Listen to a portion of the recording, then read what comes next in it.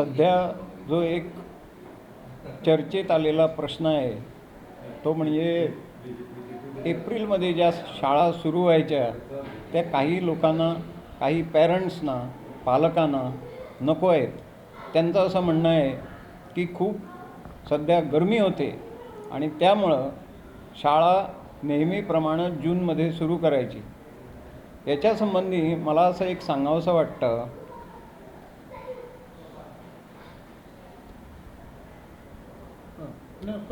याच्यासंबंधी मला असं सांगावंसं वाटतं की मी गेली जवळजवळ 35 ते 40 वर्ष या क्षेत्रात मी काम करतो.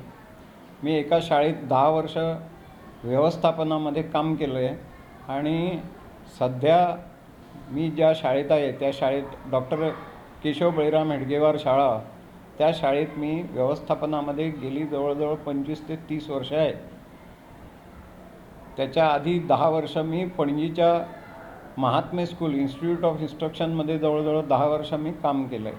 अशी मला 30 ते 40 वर्ष मला अनुभव आहे. जे मी काही बघतो त्याच्याप्रमाणे मला असं वाटतं की ही सगळी मंडळी ज्यांना शाळा लवकर सुरू झालेली नाही, याचं कारण एक मला असं वाटतं की हे अगदी राजकीय कारण आहे.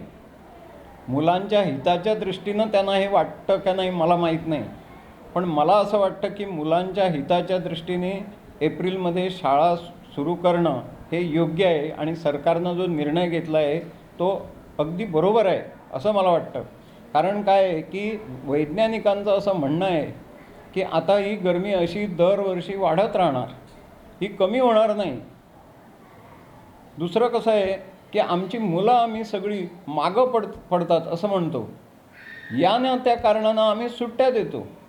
आता एप्रिल आणि मे 2 महिने जर मुलांना सुट्टी, त्याच्यानंतर जूनमध्ये शाळा ज्यावेळी सुरू होणार त्यावेळी काय गॅरंटी आहे आपल्याला की पाऊस सुरू होईल? पाऊस सुरू होणार कदाचित 15 जूनला किंवा 25 जूनला किंवा जुलैमध्ये, असा अनुभव आहे. गेली कित्येक वर्ष पाऊस वेळेवर येत नाही आणि त्यामुळं मग तुम्ही पुन्हा सुट्टी देणार जूनमध्ये. 15 जूनला जर शाळा सुरू झाली तर मग मुलांचं सगळं त्यांचं पोर्शन किंवा त्यांचं जे शाळेत येणं आहे या सगळ्यावर जे निर्बंध येतात त्याचं काय? दुसरं असं आहे की खूप पाऊस पडला की सुट्टी, गरमी म्हणून सुट्टी, असं जे आपण सुट्ट्यांचा सगळा विचार करत असतो हा बरोबर नाही. वर्षभर या मुलांची शाळा किती दिवस होते हे एकदा केव्हा तरी यांनी काढून बघावं, म्हणजे त्यांच्या लक्षात येणार की बघ किती दिवस, म्हणजे आम्ही सुट्टीच देत असतो की काय. मी केव्हा तरी विचार करत असतो त्या माझ्या अनुभवाप्रमाणे. म्हणजे मी केव्हा मी लहान असताना मी शाळेत होतो त्यावेळी काय कसा होतो असा मी केव्हा विचार करतो. आम्हाला त्यावेळी म्हणजे माझं स्वतःचं मला आठवतं की मी 6वीत गेल्यानंतर मला माझ्या वडिलांनी चप्पल पायात घालायला दिली. तोपर्यंत मी अनवाणी जात होतो शाळेत. दप्तराचा ओझ्याचा प्रश्न आम्हाला केव्हाही आला नाही. मी केव्हाही पालकांना सांगतो, म्हणजे खाजगीत सांगतो, भाषणामध्ये मी केव्हा सांगतो असं नाही. माझं असं म्हणणं आहे की या मुलांनी पुढं मोठं झाल्यानंतर ज्यावेळी त्यांचं लग्न होणार आणि त्यांना बाजार करावा लागणार त्यावेळी त्यांना पिशवीसुद्धा उचलता येणार नाही आणि मग तुम्ही त्यांचं दप्तर आधीच कमी करता आणि ते दप्तरसुद्धा तुम्ही उचलून घेऊन जाता. मी असं बघतो शाळेमध्ये वर्गापर्यंत पालक मुलांचं दप्तर घेऊन जातात. मुळातच त्या दप्तरात आता पुस्तकं सगळी कमी केलीत, लहान दप्तर, वजन कमी, आणि ते सुद्धा पालक, म्हणजे हे जे आहे ना, मला एका दृष्टीनं असं वाटतं की मुलांचे आपण खूप लाड करतो की काय, असा माझं वैयक्तिक मत आहे की मुलांचे आपण खूप लाड, म्हणजे आता प्रत्येकाला एकच मुलगा किंवा मुलगी आणि त्यामुळे हे होतं असं असेल कदाचित. कारण पूर्वी ज्यावेळी मी लहान होतो त्यावेळी अशी परिस्थिती नव्हती, कारण आईवडिलांना असं वाटायचं की त्याच्यामध्ये काही विशेष नाही, ते करायचं, मुलांनी केलंच पाहिजे, चालत जायचं. आज बस जर नाही ना तर अगदी 1 मिनिटाच्या वाटेवर सुद्धा बस प्रत्येकाला दारात पाहिजे. 1 मिनिट, 2 मिनिट, 5 मिनिटं चालायची तयारी नाही आज मुलांची. हे जे सगळं आहे ना, हे सगळे फॅक्टर्स, ही सगळी परिस्थिती आपण विचारात घेतली पाहिजे असं मला वाटतं.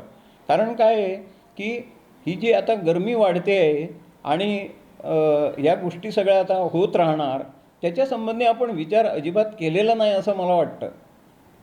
आणि सर अजून एक मुद्दा आता मुख्य विरोधकांचा विरोध किंवा विरोधासाठी विरोध असा त्याच्यात एक मुद्दा समोर आलेला आहे की मुलांचे बाकी जे एक्स्ट्रा करिक्युलर ॲक्टिव्हिटीज किंवा जे इतर त्यांचे जे कार्यक्रम असतात त्याच्यावर परिणाम होईल.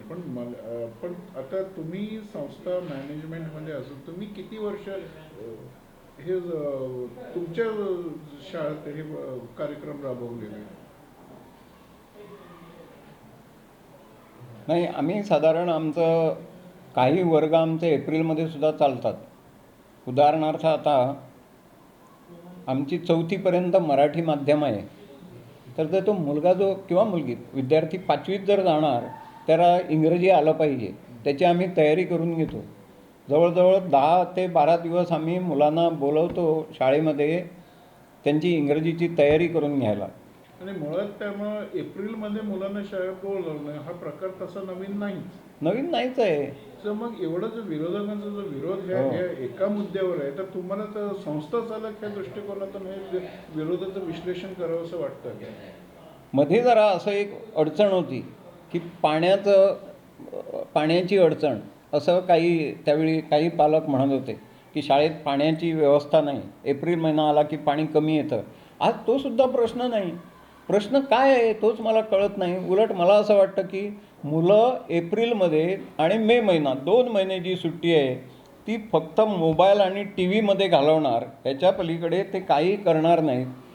त्यामुळं वेगळ्या ज्या काही शाळेत ॲक्टिव्हिटीज चालतात त्याच्यामध्ये त्यांनी भाग घेतला पाहिजे असं मला वाटतं. म्हणजे संस्था चालक म्हणून तुम्ही गेली कित्येक वर्ष असे उपक्रम राबवत आहातच. हो, जोपर्यंत इव्हन माझ्या सुद्धा लक्षात आहे की मागची कित्येक वर्ष तुमचे एप्रिलमध्ये वर्ग चालू असतात, छंद वर्ग काय चालू असतात. हो. सो मग आता हे विरोधक जे उठलेले आहेत हे नक्की कशासाठी उठले? NEPच्या नावाखाली हे वर्ग चालवणं म्हणून त्यांचा विरोध आहे का मुळात तो प्रकारालाच विरोध आहे का त्यांना खरंच त्या विद्यार्थ्याची हिताची कळकळ आहे असं तुम्हाला काय वाटतं? मला असं वाटतं की त्यांना मुलांच्या हिताची वगैरे काही कळकळ वगैरे काही नाही. हे केवळ पॉलिटिकल कारणं आहे, त्याला राजकीय काहीतरी त्याच्यामध्ये हे आहे असं मला वाटतं. कारणं राजकीय काहीतरी त्याच्यामध्ये, राजकीय लोकांची ढवळाढवळ. याचं कारण असं आहे, हल्ली एक असं झालं आहे की सरकारने कोणताही निर्णय घेतला की त्याला विरोध करायचा, त्या विरोधामुळं विरोध असं असावं असं मला वाटतं. आता सर एक सांगा की तुम्ही ह्या शाळेचे व्यवस्थापकीय समितीमध्ये आहात, बऱ्याच शाळांचे तुमचा संबंध आहे, तुम्ही असोसिएशनचे सुद्धा मेंबर आहात. तर तुमच्या अधिपत्याखाली किंवा तुमच्या संपर्कातल्या शाळांकडे विरोधाची किती पत्र आलेली आहेत? आमच्या एकूण 6 शाळा आहेत आणि जवळजवळ आमची 4,500 मुलं आहेत. आणि 4,500 मुलं म्हणजे जवळजवळ 9,000 पालक आहेत. तर माझा असा सध्या अनुभव आहे, मी या सगळ्या शाळांमध्ये जातो आणि तिथं आमच्या मीटिंग्स होतात, पालकांचा संपर्क आहे आमचा. तर मला असं कुठंही आढळून आलेलं नाही की पालकांचा याला विरोध आहे. पत्र तुम्हाला काही आलेली आहे? काहीही पत्र आलेली नाहीत आम्हाला किंवा काहीच आलेलं नाही. कारण कसं असं की तोंडी विरोध नोंदवला त्याचा पुरावा राहत नाही, पण कोणी जर पत्र लिहिलं तर RTI मध्ये कोणी मागू शकतो. नाही, पण विरोध जर तोंडी विरोध सुद्धा जर नसेल तर मग आणि लेखी आणि कसला विरोध द्यायचा प्रश्नच येत नाही. सो मुळात म्हणजे तुमच्या मताप्रमाणे किंवा तुमच्या अनुभवाप्रमाणे विरोध करणारी लोक कोण आहेत? नाही, मी काय या लोकांना ओळखत नाही, पण यांची कारणं ही राजकीय कारणं असं मला वाटतं. सरकारला विरोध करणं एवढंच त्यांचं काम आहे. पण तुमच्या संपर्कातल्या शाळांमध्ये किंवा तुम्ही ज्या शाळा मॅनेज करता किंवा तुम्ही ज्या शाळा चालवता आणि तुमचा संपर्क हा रोजचा असतो, मुलांशी तुमचा संपर्क रोज आहे. तुम्ही आता आम्ही बघतो की तुम्ही मुख्याध्यापकाच्या केबिन मध्येच बसलेला आहात, म्हणजे तुम्ही कोणालाही अवेलेबल आहात. तर ह्या परिस्थितीमध्ये तुमच्यापर्यंत विरोध किती आलेला आहे? माझ्यापर्यंत कुठेही काही मला विरोध आतापर्यंत कोणाचाच मला विरोध आलेला नाही आतापर्यंत. आमच्या पालकांचाही नाही, विद्यार्थ्यांचा नाही, कोणाचाही नाही. आणि मी ज्याला आतापर्यंत विचारलं, म्हणजे असं वैयक्तिक असं काही पालकांना मी विचारलं की बाबा तुमचं म्हणणं काय आहे सध्या चालू आहे त्याच्यावर, त्यांचं असं म्हणणं आहे की आम्हालाही कळत नाही ते का विरोध करतात, असं त्यांचं पालकांचंही असं म्हणणं आहे. आमचा अजिबात नाही, आमच्या कुणाही पालकांचा आमचा विरोध नाही. बरं, काही गोष्टीचा जर मी विचार केला, काही नवीन गोष्टी सुरू केल्या तर काही अडचणी येणारच. आता आम्ही अडचणीचा सामना करावा, अडचणीतून मार्ग काढावा का अडचणीला घाबरून आम्ही तो नवीन प्रयोग कधी करूच नाही. माझं खरं सांगू, माझं मत असं आहे, there should be full day school. Full day school झालं पाहिजे. उर्वरित भारतामध्ये सगळीकडे फुल डे स्कूल आहे. फुल डे स्कूलमध्ये काय होतं, फुल डे स्कूलमुळं ट्युशनला जाणं हे मुलांचं कमी होतं किंवा होतच नाही अजिबात. सगळा अभ्यास शाळेत करून घेतला जातो. त्यामुळं मी पालकांच्या आत्तापर्यंत झालेल्या बैठकीमध्ये मी एक मुद्दा मांडला आहे की फुल डे स्कूल झालं पाहिजे. मुलांच्या हिताच्या दृष्टीनं त्यांनी ट्युशनला जाणं आणि तिथं ट्युशनला गेल्यानंतर वेगळ्या वेगळ्या प्रकारची मुलं तिथं भेटतात, एकत्र येतात. ज्या मुलांना योग्य संस्कार नाही अशी मुलं सगळी एकत्र येऊन चांगल्या मुलांचीसुद्धा वाट लागते, असा माझा अनुभव आहे. त्यामुळं ट्युशनला जाणं हे एक म्हणजे ट्युशनला जाऊच नये. हजारो रुपये खर्च करून ट्युशनला जी मुलं जातात ते मला तरी म्हणजे मी पालकांना सांगतो ट्युशनला पाठवू नका. आमचे शिक्षक एवढे एफिशियंट आहेत, काम करू शकतात, तुमच्या डिफिकल्टीज सगळ्या सॉल्व्ह करू शकतात. दिवसभर टीचर्स असतात आमच्या शाळेत आणि त्यामुळे तुम्ही ट्युशनला पाठवू नका. आणि माझं असं म्हणणं आहे की फुल डे स्कूल झालं पाहिजे गोव्यामध्ये. आणि सरकारने फुल डे स्कूलचं सगळ्या शाळांना सांगून त्यांनी रिक्वेस्ट करून पाहिजे तर सगळ्या पालकांची शिक्षकांची मीटिंग घेऊन विश्वासात घेऊन फुल डे स्कूल करावं असं मला वाटतं.